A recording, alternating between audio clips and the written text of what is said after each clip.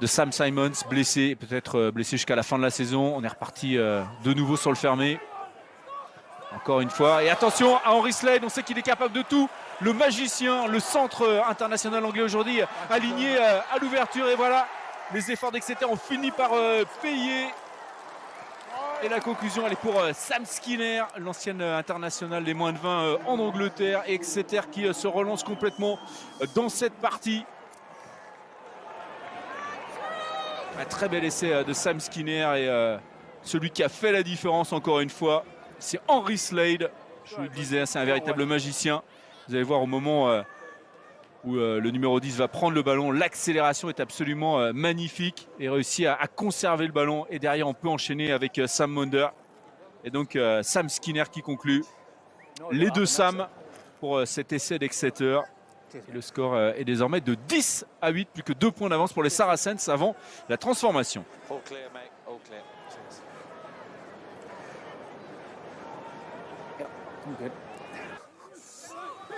Hendrickson.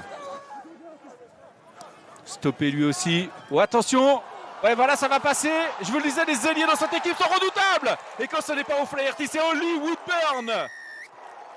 Il est tellement rapide. Il est tellement opportuniste, l'ancien joueur de basse. Et là, on l'a vu, il a fait exploser la défense des Saracens. Et nouvel essai pour Exeter qui a parfaitement réagi. Ils étaient menés 10-3. Et là, maintenant, il y a l'avantage 13-10 avec une transformation qui s'annonce assez facile. La séquence a été très très longue. Et finalement, la défense des Saracens a fini par céder. Et on va le voir, la lancée Oli Woodburn, il a été absolument inarrêtable. Et le score est de 13-10 désormais pour Exeter. Avec Sean Maitland qui a été pris, il n'a pas pu transmettre sur l'extérieur. Alec Davis qui réussit à s'échapper, qui rentre dans les 22, aidé par Ben Earl.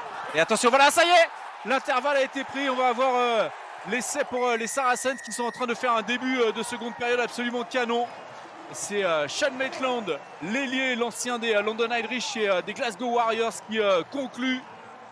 Le joueur de 33 ans qui, on va le voir, a profité de cette action au long cours qui avait été démarrée par Owen Farrell. Derrière, la défense d'Exeter a pu résister pendant quelques instants. Mais le coup de génie de l'international anglais qui a été souvent blessé, qui a transmis à Max Malins, qui a été stoppé. Et derrière, en fin d'action, on le revoit, Sean Maitland qui réussit à échapper au plaquage. Ça a été pris par Eziekwe.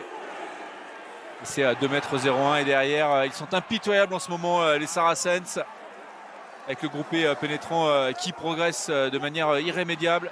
Et voilà l'essai qui est marqué par Nick Tompkins, qui s'est emparé du ballon, le centre. Il a relayé Jamie George. Et nouvel essai, le 3e pour les Saracens. Et le score est désormais de 28-15. L'écart qui se creuse. La domination est de plus en plus prégnante pour les Saris.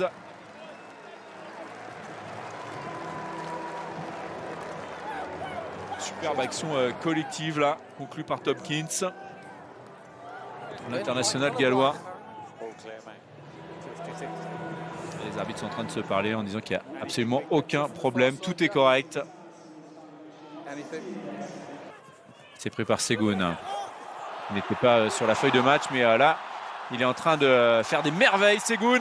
Et derrière, on va avoir un nouvel essai. Le réalisme de cette équipe des Saracens. Et cette fois, la conclusion, c'est Ben Earl.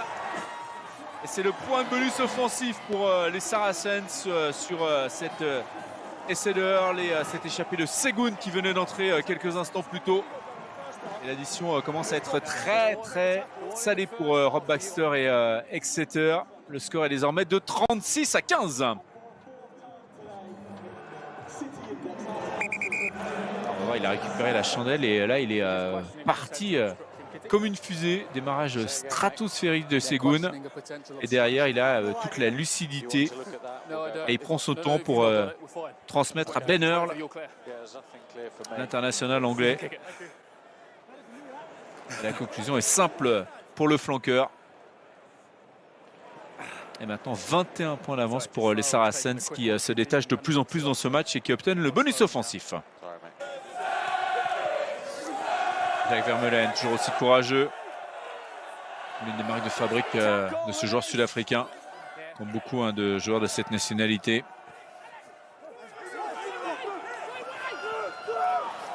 Nashi Curling. Là, il va être marqué l'essai par le pilier.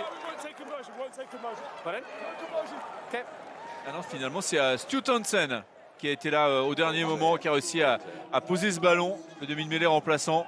Il a beaucoup tenté depuis qu'il est arrivé. Et là, c'est réussi de manière complètement acrobatique sous forme de drop. Et on a une équipe d'Exeter qui revient à 38-22. Un demi-mêlée qui réussit à échapper au plaquage. Et qui marque. Ça récompense le courage de son équipe.